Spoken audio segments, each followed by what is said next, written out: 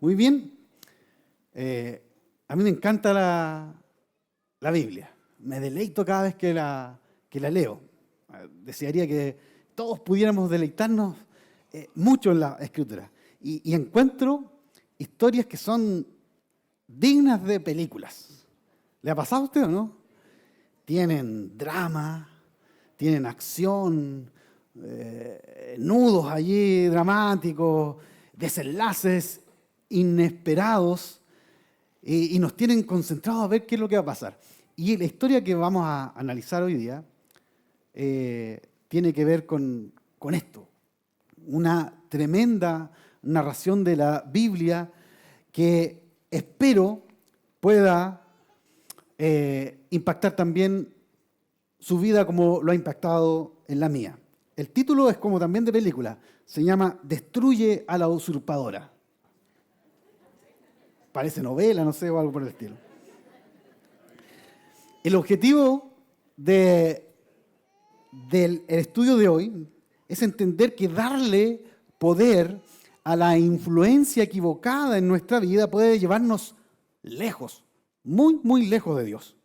Y aún más, que incluso se posicionen ídolos en nuestra vida. Así que vamos a revisar en 2 capítulos, vamos a ir leyendo varios textos. Tenga su Biblia abierta, yo voy a leer la NBLA en Segunda de Crónicas, capítulo 22. Segunda de Crónicas, capítulo 22. Y como dice el versículo 2, mantenga su Biblia abierta, tome nota.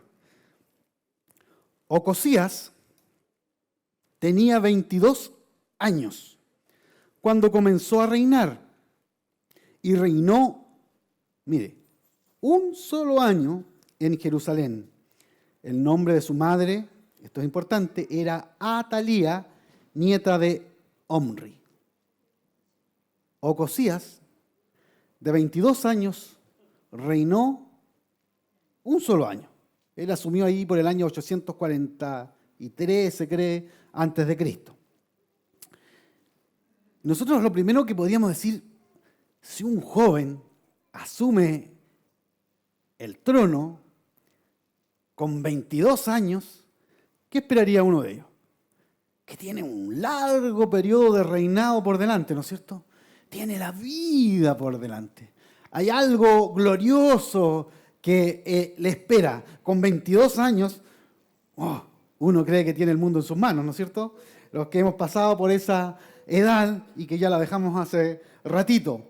Está lleno de posibilidades. Él tenía frente a sí muchas posibilidades de éxito, de tener un reino glorioso, de un tiempo próspero para Judá, que es el reino del sur de Israel. Israel en un determinado momento se dividió en 2 reinos, uno del sur, Judá, y otro del norte, que se le denomina comúnmente el reino de Israel. Entonces, estaba este joven aquí con todo el panorama exitoso del mundo, como muchas veces se nos presenta la vida. Pero ¿qué pasa? Que su reinado duró apenas un año. Y en ese año, este hombre llevó a Judá, al reino del sur, por el camino de la idolatría, por el camino de la apostasía, por el camino de la inmoralidad. Y este joven fue castigado, fue muerto por Dios. ¿Por qué a veces vidas tan promisorias, queridos hermanos, con tanto por delante, terminan tan mal? Veamos un poquito en la Biblia. Mire, la Escritura dice, bueno, cada uno es responsable de su corazón, ¿no es cierto? Pero la Biblia hace un especial hincapié en que fue la propia mamá de Ocosías, Atalía, hija de los reyes súper descarriados del rey del reino del norte, Acab y Jezabel. ¿Lo han escuchado hablar de ellos? La que lo aconsejó perversamente. Versículo 3. Él, Ocosías, también anduvo en los caminos de la casa de Acab, porque su madre fue consejera para que hiciera lo malo. Oh, qué terrible eso. Hizo lo malo ante los ojos ¿de quién? Del Señor, como había hecho la casa de Acab, porque después de la muerte de su padre, ellos fueron sus consejeros para perdición suya. Qué triste crónica para una madre. Dios me libre a mí como padre que en algún lugar se escriba y fue consejero para perdición, para que hiciera lo malo. Pero aquí quedó refrendado porque fue tal el impacto de esta madre en la vida de este joven que lo marcó para mal, para siempre. Su vida terminó pronto. Atalía, como madre del rey, tenía legalmente el cargo de consejera real. Entonces, los familiares en general del rey tenían un acceso a él para aconsejarle. Y dice que él se rodeó de ella, de familiares que le entregaron consejos malos. Era una familia de paganos. Y le dieron consejos a Ocosías para apartarse de Dios.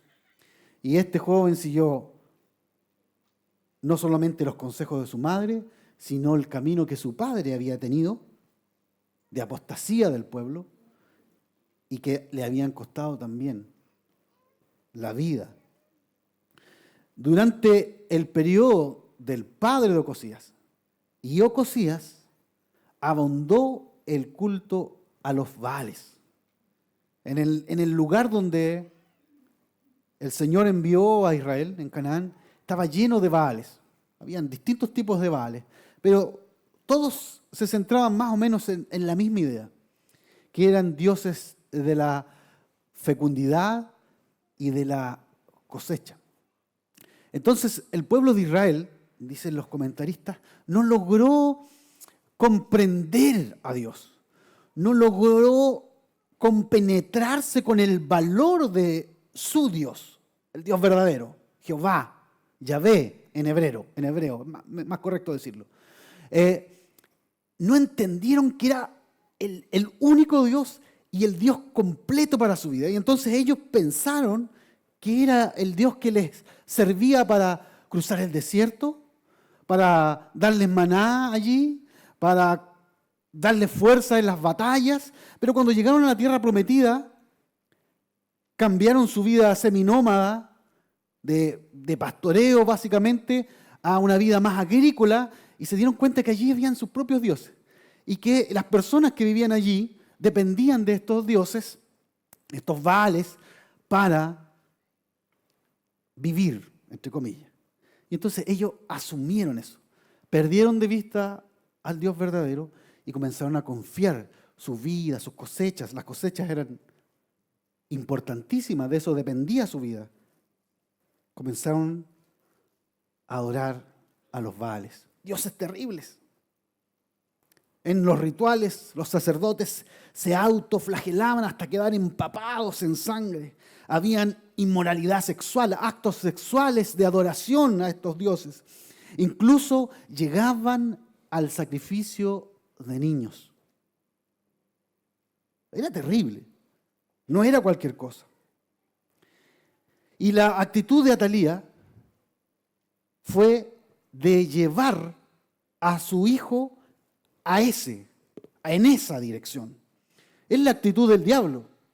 La actitud de Atalía es la actitud del diablo, que aconseja muchas veces nuestro corazón, que aconseja nuestra mente a través de distintas situaciones, amigos, ideologías, pensamientos, emociones, para apartar nuestro corazón del Dios verdadero y entregarnos en las manos de dioses falsos. Usted dice, pero yo no adoro a ningún Dios falso. Pero hay ídolos en la vida de las personas. Comenzamos a confiar más en el dinero, en nuestro círculo social, en nuestras emociones, en nuestro raciocinio. Son ídolos que se colocan en nuestra vida. Cuando decimos, no, el Señor no está conmigo, no me acompaña, porque no lo siento. Eso es un ídolo. La emoción se está transformando en un ídolo. Porque la palabra dice que el Señor nunca nos deja. Y tenemos que confiar en la palabra. Tenemos que confiar en la palabra. Hay ídolos de distinta índole en nuestra vida. Podemos idolatrar nuestra profesión, nuestra carrera, nuestro trabajo, nuestro título, nuestro conocimiento. Cualquier cosa que ocupe el lugar de Dios en nuestra vida, eso es un ídolo. Y entonces hay Atalías en nuestro corazón. Hay Atalías modernos que están hablándonos, aconsejándonos.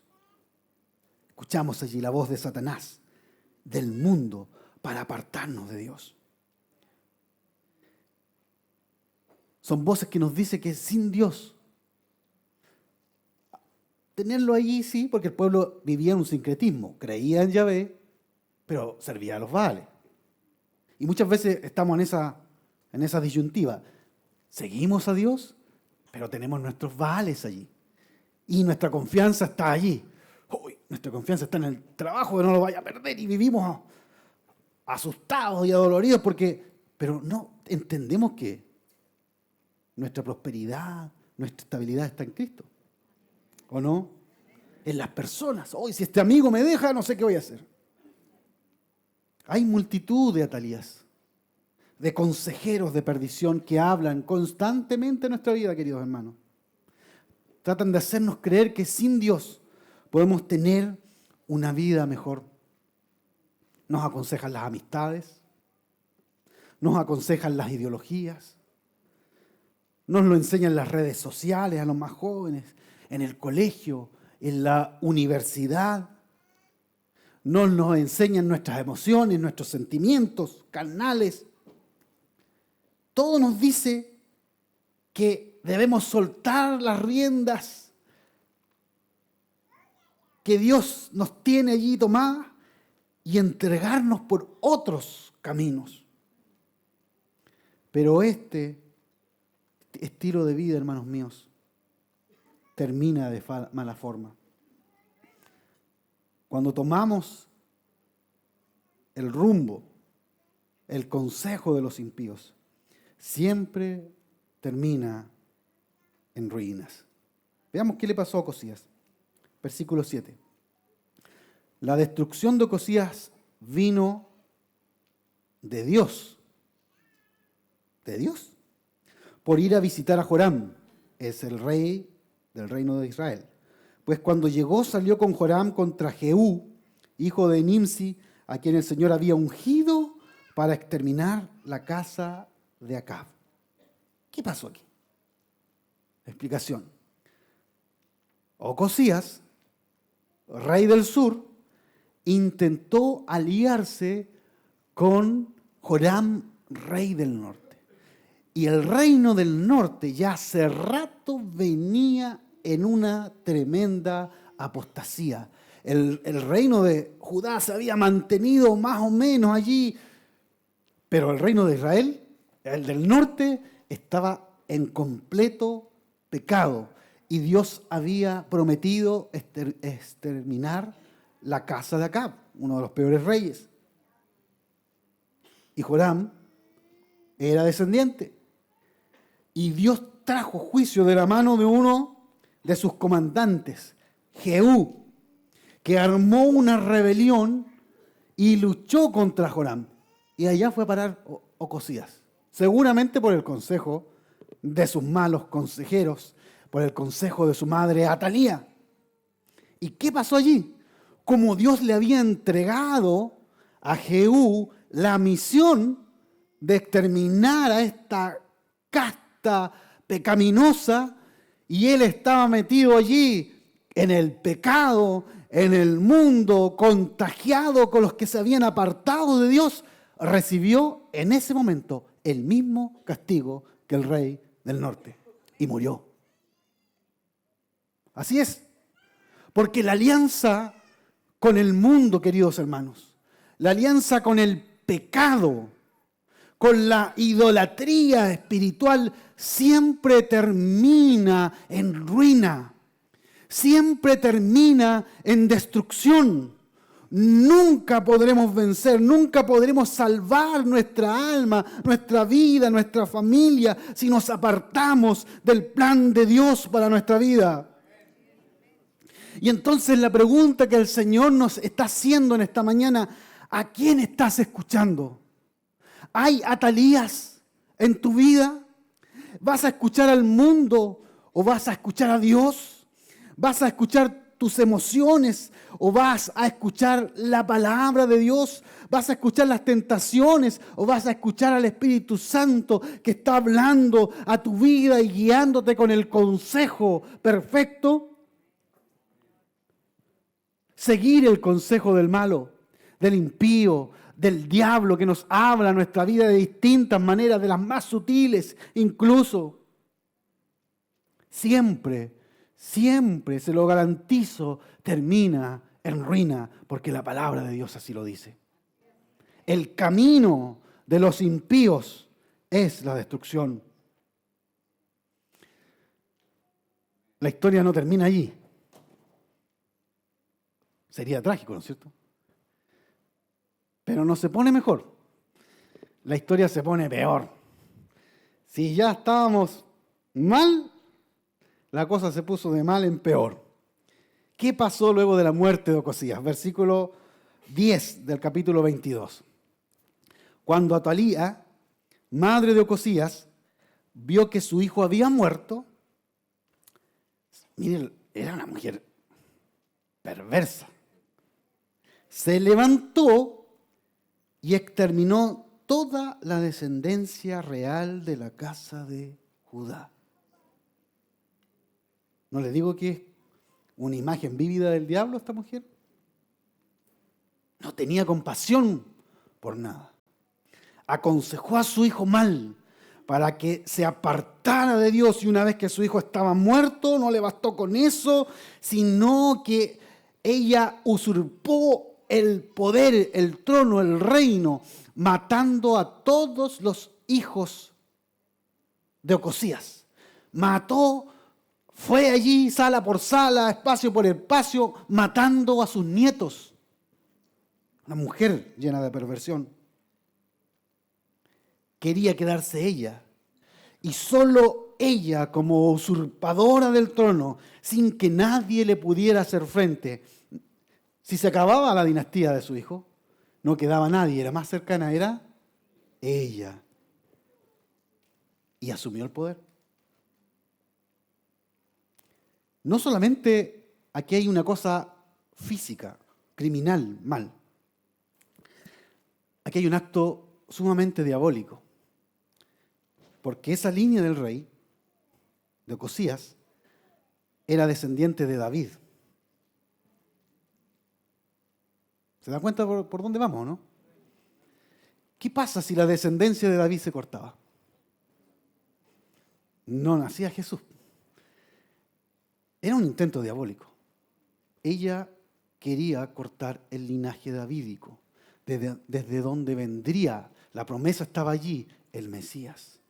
Un reino que duraría por la eternidad, por los siglos de los siglos. Fue una promesa que Dios le entregó a David, y esta mujer perversa, símbolo allí, imagen del diablo, estaba para exterminar el linaje real e interponerse en el mismo plan de salvación de Dios.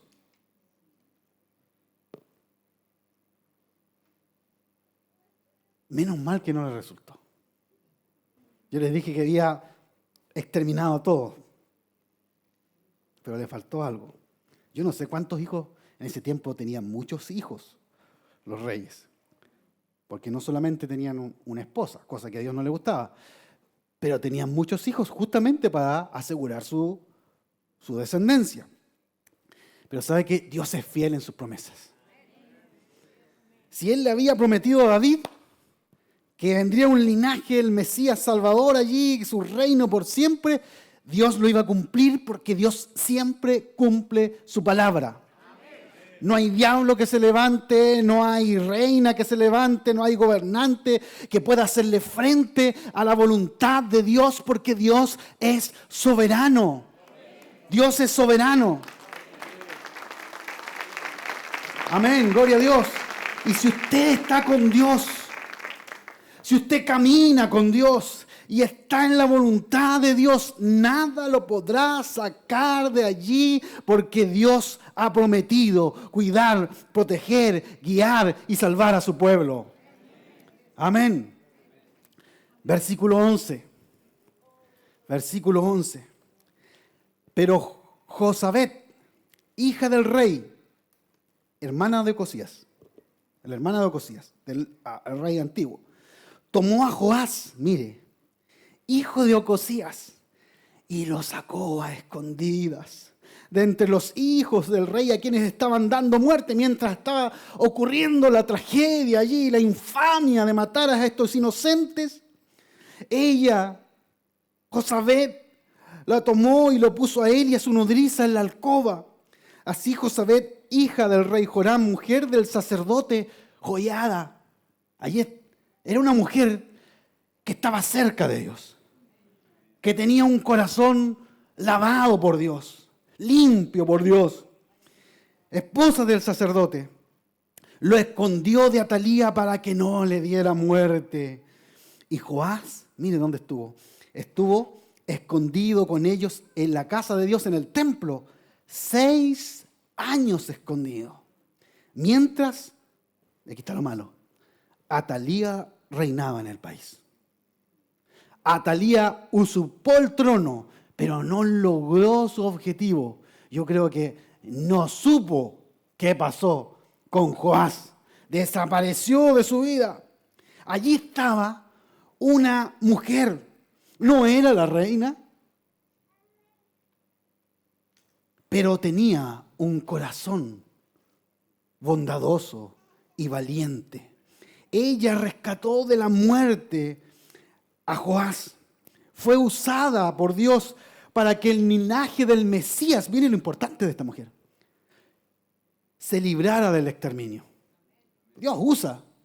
¿Y se da cuenta que Dios usa a personas comunes y corrientes? A veces abre el mar, pero a veces usa a gente como usted y como yo para hacer cosas tremendas.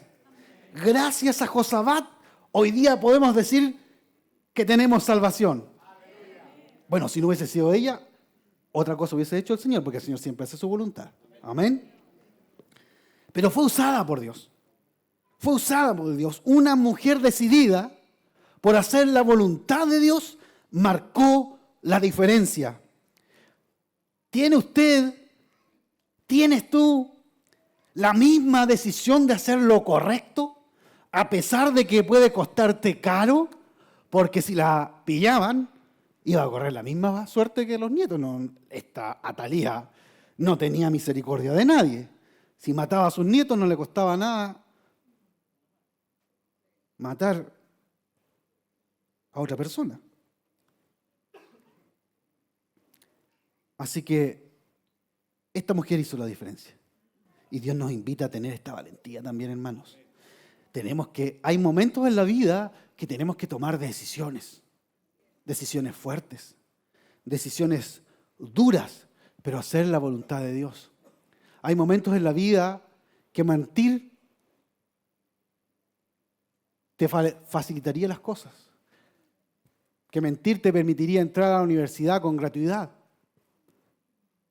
pero hay decisiones duras que tomar para hacer lo correcto delante del Señor. La vida está llena de desafíos como este. Tú sabes en qué desafío te ha puesto el Señor y tienes que tomar estas decisiones. Bueno, lo triste es que Atalía sí tomó el poder, como les decía. Temporalmente logró su objetivo.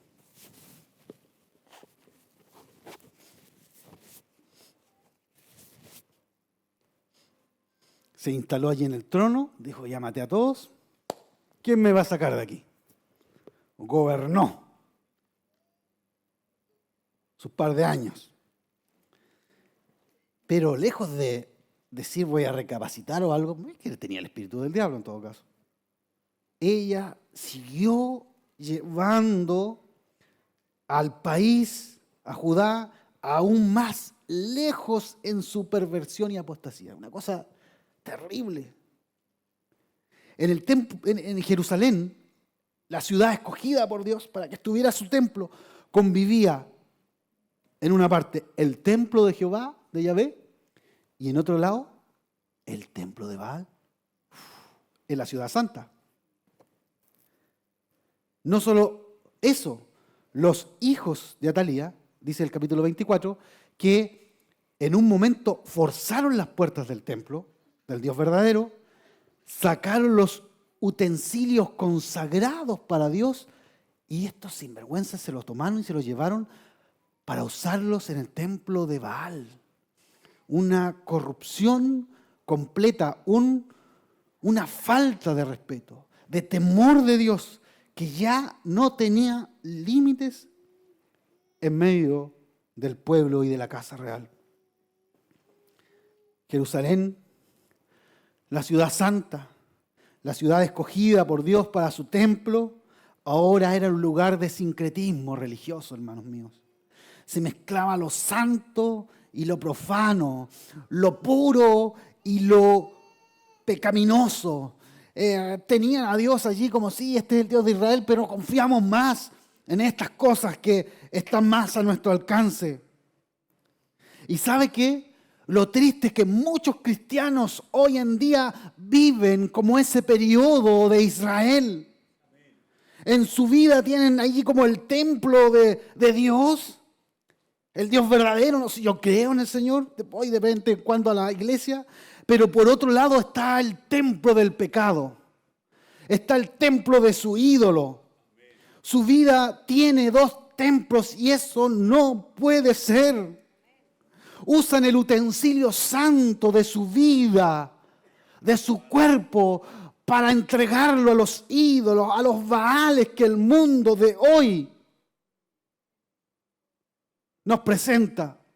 Porque el mundo sigue presentando baales, sigue presentando dónde confiar, dónde poner nuestra fe, dónde poner nuestra esperanza, dónde poner nuestra devoción. En la ciudad santa de nuestra vida, donde Dios ha decidido morar, están viviendo en sincretismo espiritual, santidad y pecado. Dios en un lado, los ídolos por el otro. Eso no puede ocurrir, hermano. Cuando alguien o algo usurpa el trono de tu corazón, saca a Cristo del centro. Saca al Hijo del Rey y te lleva a la idolatría espiritual. Cuando tú sacas a Cristo del centro, terminas siempre en idolatría espiritual. Por eso es importante que Cristo sea el centro de nuestra vida. No puede salir, Él es el gobernante, Él toma las decisiones, Él te dice cómo vivir, cómo hablar, como hablábamos la semana pasada, cómo pensar. Lo demás te lleva a la idolatría espiritual. Y ese estado ya vimos que termina en ruina total. Le pasó a muchas personas aquí en las Escrituras. Que no nos pase a nosotros. Que no nos pase a nosotros. ¿Qué pasó? ¿Qué tuvo que ocurrir para que esto cambiara? Dijimos que su esposa, la esposa del sacerdote, Josabet, y el sacerdote mismo, Joiada, escondieron en el templo al niño, escondidito ahí, por 7 años. El único y verdadero heredero del trono estaba escondido y nadie sabía que estaba allí. Esta Talía se nota que no se daba ni una vuelta por el templo. En 7 años no supo que había allí un niño. Bueno, no era un templo como este, era bastante más grande, con distintas dependencias, pero si hubiese estado allí, se hubiese dado cuenta de algo raro. ¿Quién es este pajarito? ¿De dónde salió? No tenía idea. Y allí estuvo el niño creciendo. Y allí estuvieron estos dos valientes, el sacerdote Joiada y su esposa Josabet, cuidándolo, que nadie sepa. Pero llegó el momento de la solución radical, para sacar a la usurpadora. Y si has estado pasando una etapa así en tu vida, donde sientes que hay ídolos, hay cosas que te atan, que han usurpado el trono de Cristo en tu vida, yo te recomiendo que sigas el consejo bíblico, lo que hizo Joiada. Mire, vamos a cambiar de capítulo. Capítulo 23, versículo 1, Segunda de Crónicas. En el 7º año, el sacerdote Joiada cobró ánimo. Y tomó a estos capitanes de centenas, Azarías, hijo de Jeroam, Ismael, hijo de Johanán, Azarías, hijo de Obed, Maasías, hijo de Adaía, y Elisafat, hijo de Sicri, los cuales hicieron pacto con él. Lo primero que hizo este hombre fue armarse de valor. Hay que hacer algo, dijo. Hay que cambiar el curso de la historia. No me puedo quedar aquí cuidando a este niño, quizás hasta cuándo. No lo puedo tener escondido.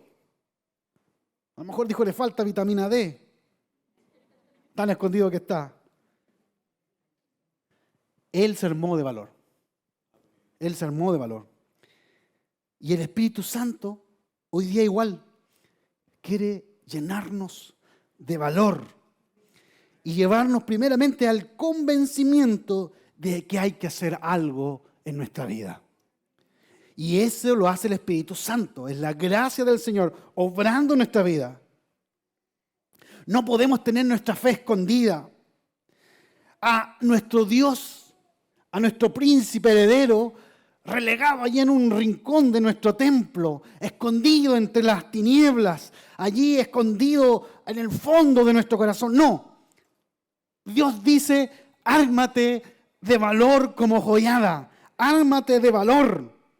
Si has estado bajo el mando del usurpador, si has visto que tu vida está consumida por otras cosas, si tienes cadenas de pecado, tentaciones, vicios, ármate de valor en el Espíritu Santo.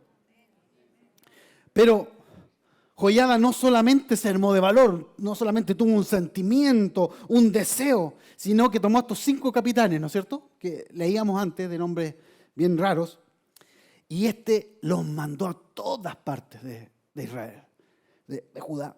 Y dice que el versículo 2, recorrieron Judá y reunieron a los levitas de todas las ciudades de Judá y a los jefes de las casas paternas de Israel y vinieron a Jerusalén.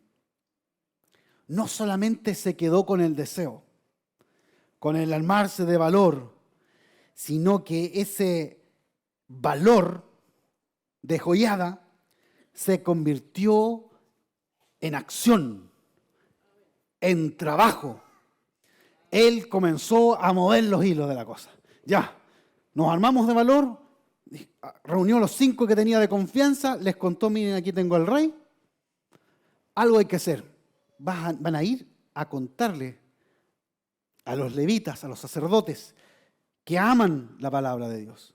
Van a ir a contarle a los jefes de las casas, de las familias, y los van a convocar que vengan acá. Díganle, vengan. Y estos salieron y convocaron, y la gente llegó. ¿Sabe qué? ¿Sabe por qué debe haber llegado? Porque creían en Joiada. Algo importante les iba a decir. Era un hombre que tenía un respeto en medio del pueblo. Por eso su convocatoria tuvo éxito. Todos los jefes de las tribus y familias respondieron al llamado. Nosotros tenemos que ir por esa línea. Nos armamos de valor y comenzamos a trabajar. Con la ayuda del Señor. Con la ayuda para que nuestra vida encuentre el camino correcto. ¿Y cuál es el camino correcto? ¿Cuál es el camino correcto? Joiada no solamente convocó y habló con los jefes de las familias, sino que hizo lo más importante que podía haber hecho y lo más importante que nosotros podamos hacer. Versículo 3. Entonces toda la asamblea hizo pacto con el rey en la casa de Dios y Joiada les dijo, miren, ahí está el hijo del rey. Ese es. El rey reinará, como el Señor ha hablado respecto a los hijos de David. Es un hombre que sabía la palabra de Dios, la promesa de Dios. La Reina Valera dice, he aquí el hijo del rey. Él les presentó, les mostró al hijo del rey. Eso hizo la diferencia. Eso permitió que ellos distinguieran la verdad de la mentira del diablo. Ellos, al ver al hijo del rey, se llenaron de valor. Supieron quién era realmente el que debía gobernarlos. Eso animó al pueblo, dispuso su corazón en la ruta correcta con el anhelo indicado. Necesitamos, como hijos de Dios, como creyentes, como iglesia, hacer esto. Ver al Hijo del Rey. Verlo a Él. No ver las imitaciones. No ver los usurpadores. Aquellos que tienen poder en nuestra vida. Tenemos puestos los ojos en Cristo, autor y consumador de nuestra salvación. Ya basta de usurpadores, de ídolos baratos en nuestra vida que nos están consumiendo, que nos están arruinando espiritualmente. Necesitamos ver al heredero del trono, al Hijo unigénito, del Rey de Reyes y Señor de señores, y su nombre es Jesucristo. Amén, aleluya. Veamos al Hijo del Rey. Verlo. Ver a Cristo cambia todo, hermanos míos. Cuando usted llegó al Señor, ¿qué fue lo que cambió su vida? ¿La música? ¿El saludo de los hermanos? Cosas buenas que impactan a veces el corazón. Pero lo que cambia el corazón, lo que cambia la vida es ver a Cristo. Es correr a sus pies. Es correr a sus pies, entregarse a su señorío, decirle, Señor, tú eres mi gobernante. Ver a Cristo es lo que necesita la iglesia de hoy. No necesitamos estar viendo nuestra prosperidad. No necesitamos estar viendo nuestro bienestar. No necesitamos estar viendo cómo se viene el futuro económico del país o cómo se viene nuestro negocio tembloroso allí dependiendo de esto otro. Necesitamos ver a Cristo.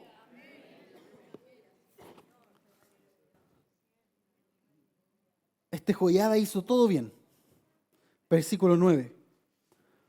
Entonces el sacerdote Joiada dio a los capitanes de cientos de lanzas y los escudos grandes y pequeños que habían sido del rey David, que estaban en la casa de Dios. Convocó a la gente a la casa de Dios. Les dijo al pueblo, ustedes se quedan aquí en el atrio, solo los sacerdotes pueden pasar al lugar santo, porque él respetaba, él sabía que había aquí algo santo, sabía que había algo que había que cuidar, tenía temor de Dios en su vida, respeto por las cosas sagradas de Dios. Entonces convocó a la gente al templo, la gente entró al templo, los que podían estaban en un lugar, los que podían acceder a ese lugar más santo, que eran los sacerdotes, los levitas, entraron allí.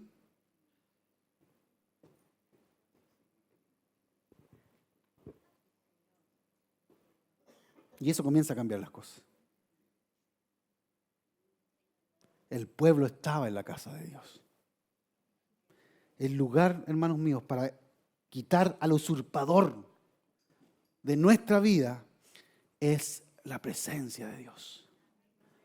En la presencia de Dios miramos a Cristo. Cristo no está en otro lugar, no está en el pecado, no está en la apatía, está en la presencia de Dios. Está cuando lo buscas con deseo en la palabra. Allí está Cristo. Allí está Cristo, en la presencia de Dios.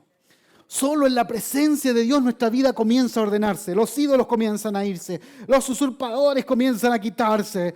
Y nuestra vida camina por la senda de Dios. No es con los amigos que ocurre esto. En la presencia de los amigos no ocurre. No digo que no tengamos amigos, pero las cosas importantes de nuestra vida espiritual ocurren en la presencia de Dios. No es con los amigos, no es en la presencia de la familia, no es en el trabajo, en el banco donde está el dinero o en la universidad donde aprendemos muchas cosas. No, allí no se ordena la vida.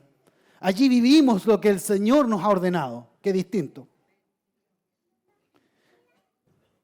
Allí no se ordena la vida. Allí no se ve al verdadero rey. Si lo ves allí, un rey, quiere decir que ya estás idolatrando. Si en la universidad encontraste una ideología que superó a Dios, tienes tu propio ídolo. Si en tu trabajo, en tu empresa, comienzas a amar más al dinero, quiere decir que allí tienes tu ídolo. Y los avaros no heredarán el reino de los cielos, entre comillas, entre paréntesis. No se habla mucho de eso. A veces hablamos de los alcohólicos, de aquí, de allá, de los inmorales sexuales. Los avaros tampoco entran en el reino de los cielos, hermano, porque tienen un ídolo.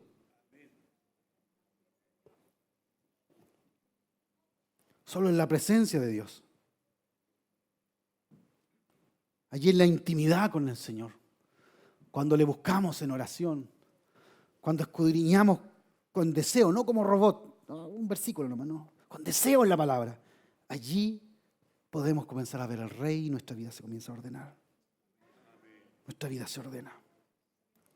¿Qué más hizo Joiada? Versículo 10. Y colocó a todo el pueblo, cada hombre con su arma en la mano, desde el lado derecho de la casa hasta el lado izquierdo de la misma, junto al altar y junto a la casa, alrededor del rey. Todos tenían la espada en la mano. Todos. Y ahora vamos a usar esto como simbólico. Esta era una espada de verdad. Pero vamos a usar como una alegoría, una metáfora. No solo estaban en la presencia de Dios, sino que cada hombre tenía el arma en la mano. Dice que del lado izquierdo al lado derecho, todos estaban armados. Mira, la pregunta que el Señor te hace, ¿tienes la espada en tu mano? ¿Tienes la espada de la palabra en tus manos? ¿El arma que usa el Espíritu Santo? ¿La espada del Espíritu? ¿Se acuerda de la armadura del cristiano? La espada es el arma del Espíritu Santo. Todo el pueblo debía usarla, la espada. Pero hoy día las condiciones siguen siendo la misma, hermanos míos. Todo el pueblo debe estar armado con la palabra de Dios. No es solamente para pastores, presbíteros, ancianos, para los que dirigen la alabanza o líderes por allí. Cada uno de los que están hasta allá, hasta acá, al frente, al fondo, los que están en cada lugar de la iglesia del Señor, deben tener la espada allí, ceñida, tomada, lista para usarla cuando venga el tentador, cuando venga la Atalía a querer cobrar lo que cree que es suyo, pero no lo es. Con el arma tomada, preparados cuando venga la tentación, como dijo Cristo, escrito está, y le daba los espadazos al diablo. Escrito está. Sin palabra, en nuestra vida, hermanos, no hay victoria. Sin palabra, el pueblo se descarría, va tras los ídolos. Joiada era un hombre de la palabra, conocía la escritura, conocía la promesa hecha del rey David, conocía la santidad del templo, cómo debía llevarse todo. Era un hombre que usaba la espada de verdad. Si quieres quitar la atalía de tu vida, tienes que tomar la espada. Y el Espíritu Santo la va a comenzar a usar. Amén. El Espíritu Santo siempre está allí. ¿Qué más hicieron? Versículo 11. Vamos a ir terminando ya. Entonces dice, sacaron al hijo del rey y le pusieron la corona. Le dieron el libro del testimonio. ¿Y qué pasó? Y lo proclamaron rey. Aleluya. Joiada y sus hijos lo ungieron, los sacerdotes, símbolo del Espíritu Santo, y gritaron, ¡viva el rey! Lo siguiente que hicieron fue, proclamaron al verdadero rey. Mire, la reina todavía estaba en el palacio real, estaban los soldados por allá, pero ellos tenían fe de que Dios había ungido a ese rey. Las cartas estaban echadas, pero por la fe, ese pequeño gobernaría la nación. Y fue así, porque era la voluntad de Dios, la soberanía de Dios. Nosotros tenemos que hacer lo mismo. No solamente ver a Cristo, no solamente estar en la presencia, no solamente tomar la espada. Tenemos que proclamar a Cristo Rey de nuestra vida. Devuélvele la corona de tu corazón. Dilo fuerte y claro. Proclámalo, comienza a vivirlo y así Dios comenzará a hacer funcionar su gobierno en tu vida, el reino del Señor en tu vida. Proclámalo. Y el mismo rey va a tomar su lugar. Él tiene todo poder. Él hará el resto en tu vida. Él tiene que ser el rey solamente. Y así el pueblo va a vencer. ¿Qué vino después? Bueno, ustedes se imaginarán el alboroto que se armó. En el templo, la gente vio al rey, sorprendido, tomaron la espada, comenzaron a gritar, ¡viva el rey, viva el rey! Comenzaron a proclamarlo, se armó un alboroto, pero tremendo, tan grande que dice la Biblia que esta señora escuchó. Se dio cuenta, seguramente los que no estaban allí en el templo comenzaron a correr por las calles, así como que usted sale y mira por la ventana y ve que los vecinos comienzan a correr por allá. Yo me lo estoy imaginando, no lo dice la Biblia así, pero ¿qué haría usted? Comenzaría, es que lo que pasa, ¿no es cierto? Y parte la señora, esta señora mala. Hay mujeres hermosas y buenas en la Biblia, pero esta era mala, pero mala con ganas. Y sale corriendo y entra al templo y se encuentra con el rey, el pequeñito de 7 años ahí coronado y todos gritando y se dice que se rasga las vestiduras, señal de duelo, de congoja, y grita traición, traición, grita, esperando que alguien la iba a acompañar. Pero estaba el rey verdadero allí, ¿cómo le iban a acompañar? Dice que la tomaron, la sacaron de allí y afuera la mataron. Hasta allí terminó el reinado. No podía ser de otra forma, porque el camino del pecado es la muerte, hermanos míos, es la destrucción. Y estas personas están aquí para ejemplo nuestro. El camino de la perversión, seguir el mal consejo, colocar ídolos en nuestra vida, solo lo va a destruir. Ya no querían a la usurpadora. No la necesitaban. ¿Por qué? Porque el verdadero rey estaba frente a ellos. Gritó, pataleó, pero no resultó. El diablo siempre quiere ocupar sus últimos recursos. Va a gritar en tu vida, ¡no, cómo es posible! Va a ocupar algún artilugio para que te grite, no, no. No quiere soltar a su presa. Pero hermanos míos, como les dije antes, ante la presencia del Rey verdadero, no queda más que rendirse ante Él. Aleluya. Atalía, representante ahí del diablo, fue echada de la presencia del Señor. Fue echada, sacada afuera. Fue vencida, como fue vencido el diablo en la cruz del Calvario. Ya está vencido por el Hijo del Rey, Jesucristo.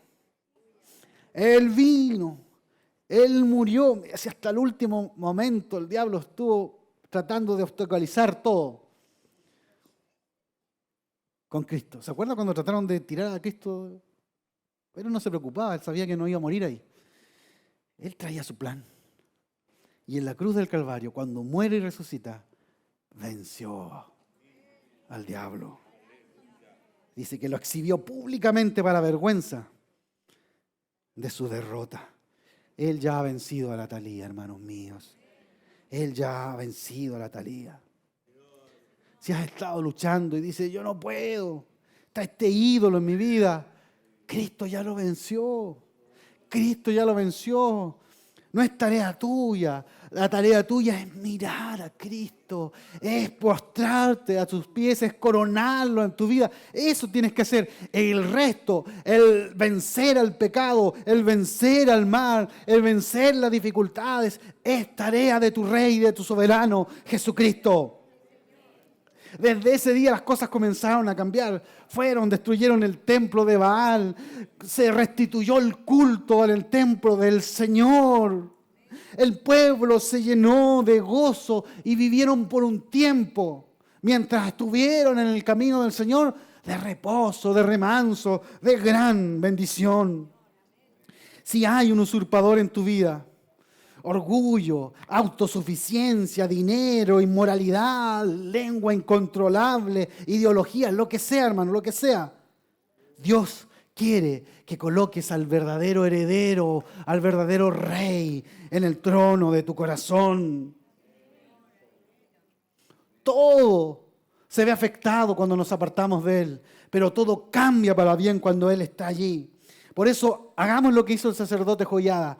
Tomemos valor, comencemos a trabajar, miremos al verdadero Rey, entremos en su presencia, tomemos la armadura espiritual, la espada de la palabra, proclamemos a Cristo Rey de nuestra vida y destruyamos la usurpadora para poder servir al Señor. Amén. Cristo quiere reinar los destinos de nuestra vida.